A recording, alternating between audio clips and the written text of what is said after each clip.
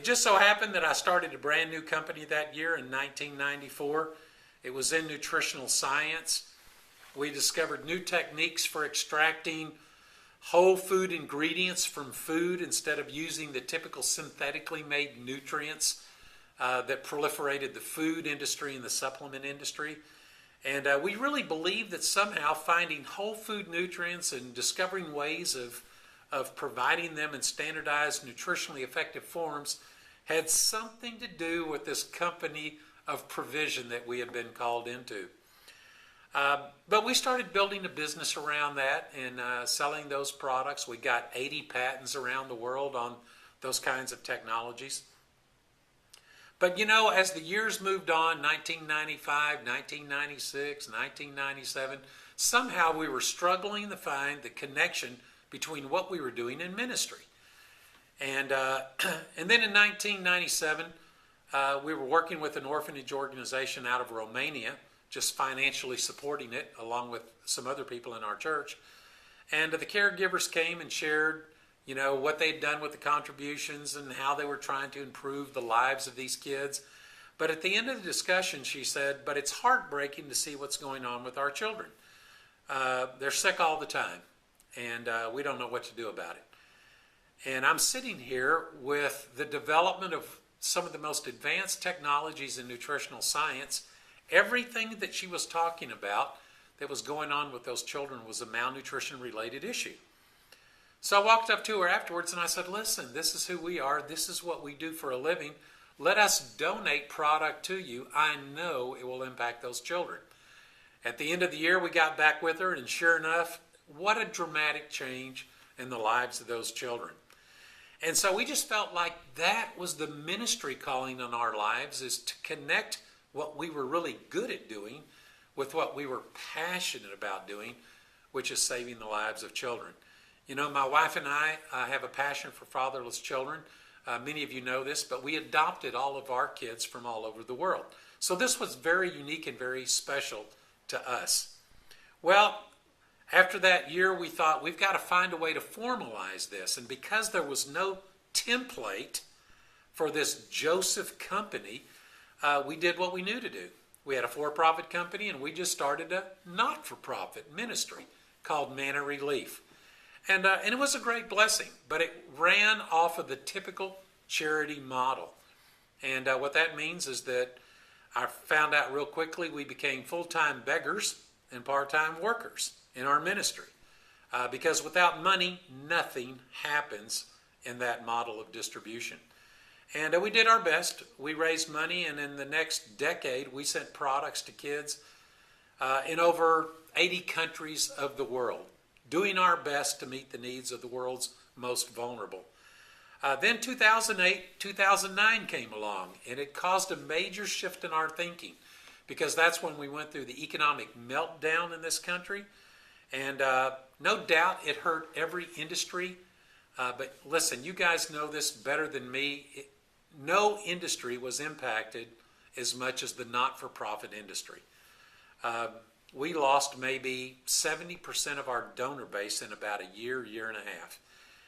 And so we struggled with that, because it wasn't just a loss of income to manage Manna Relief, which is the building I'm sitting in right now.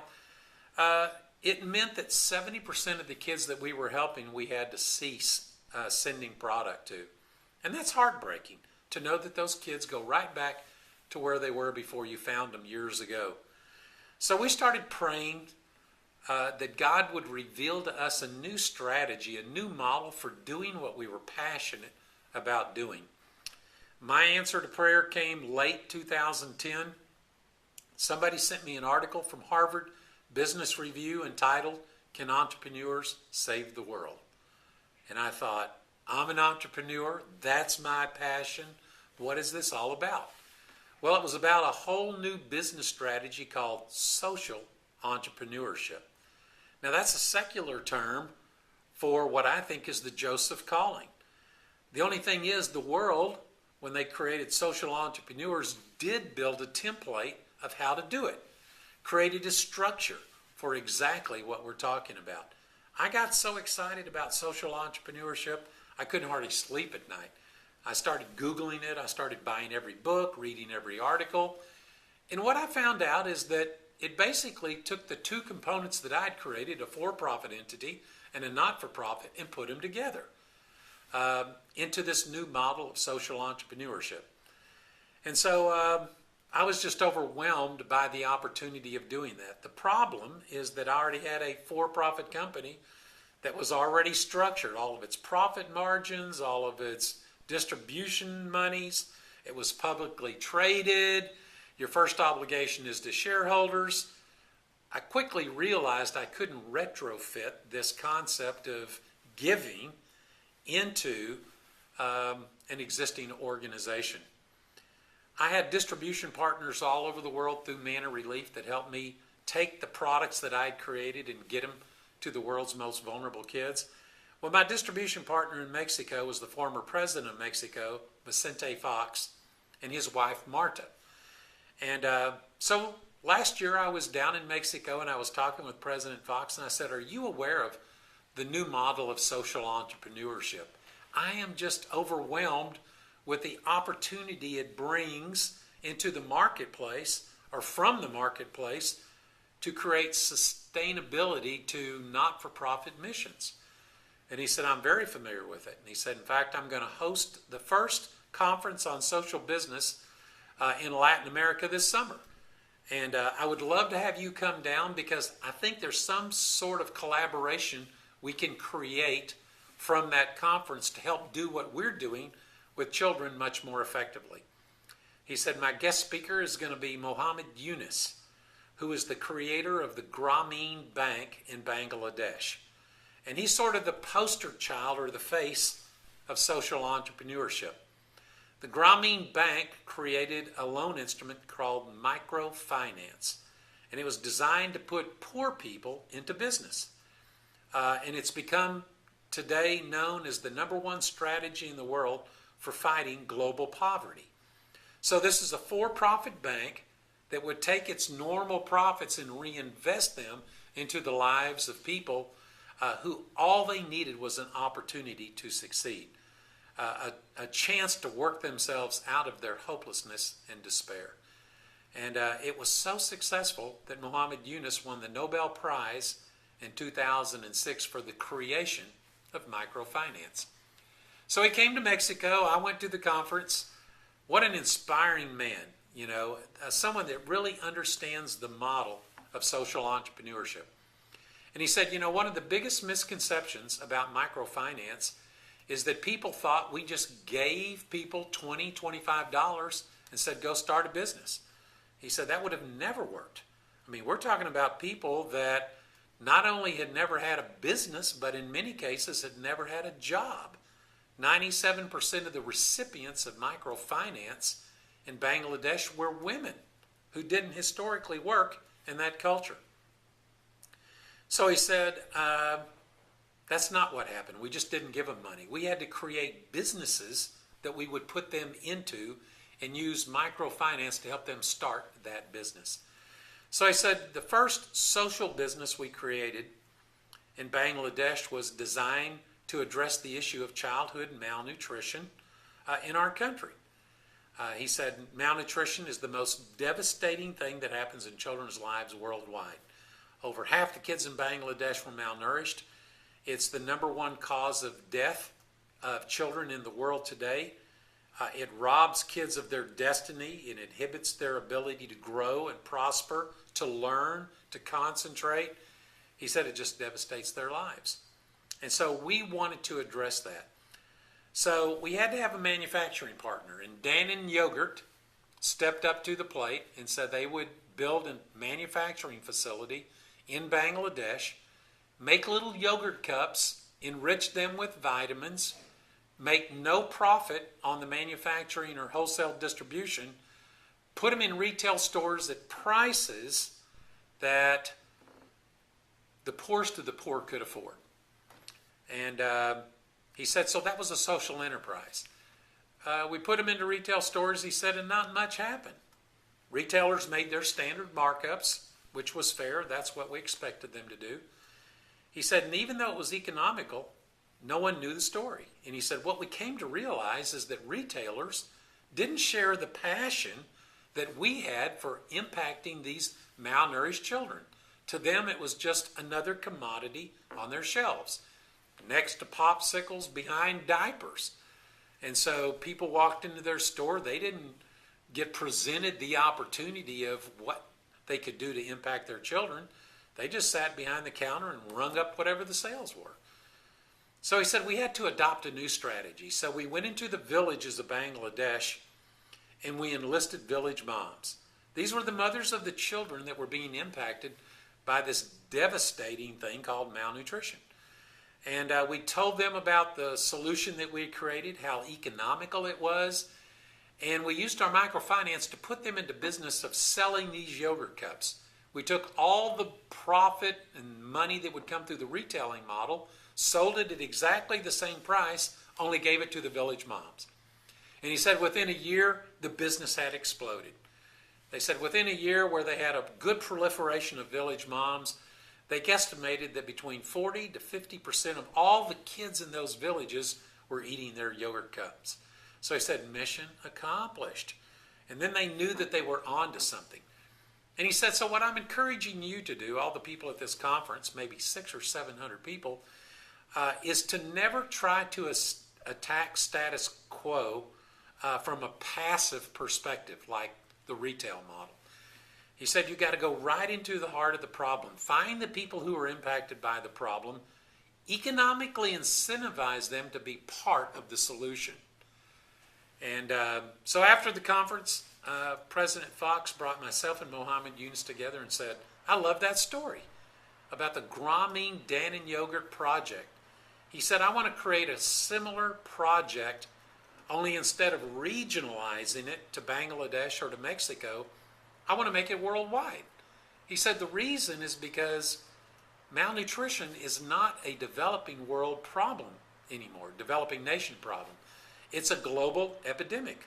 Children worldwide are malnourished because the face of malnutrition has changed over the last 50 years.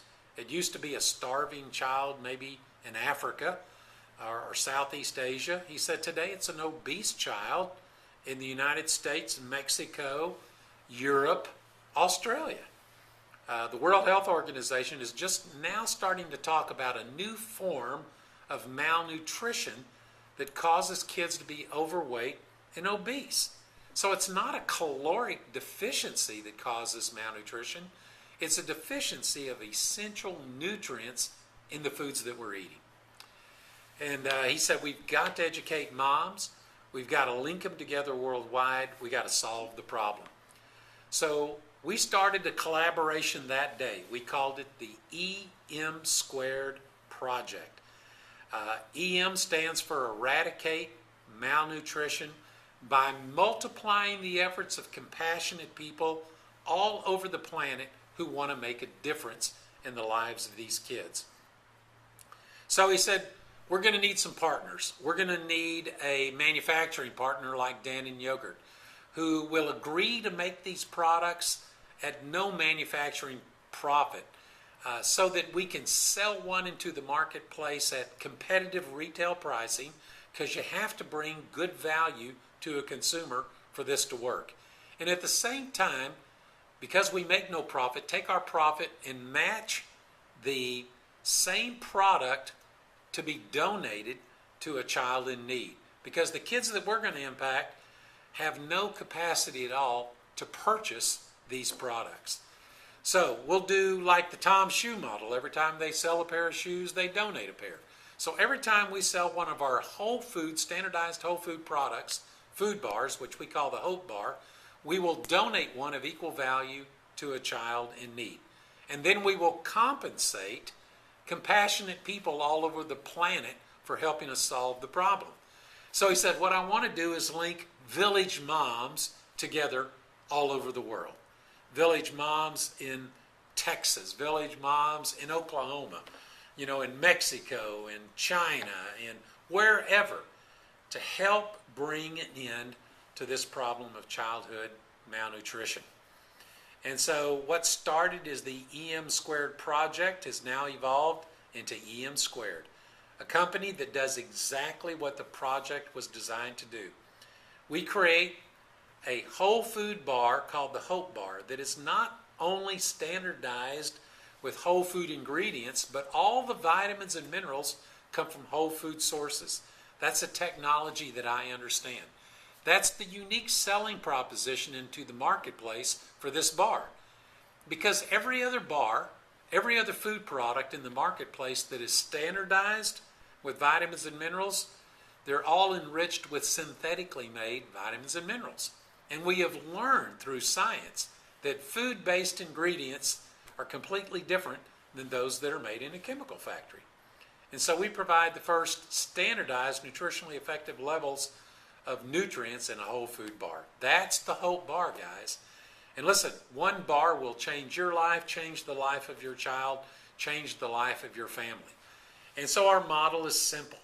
We just created an online store where we invite people into the EmSquared Project to purchase one box of bars for themselves and help us feed a malnourished child. That's why every bar says, buy one, feed two. You, your child, and a child in need someplace on the planet. And we do it through this social entrepreneur model where we reward each person out there that feels compassionate about helping us share this story with other village moms, with other compassionate people.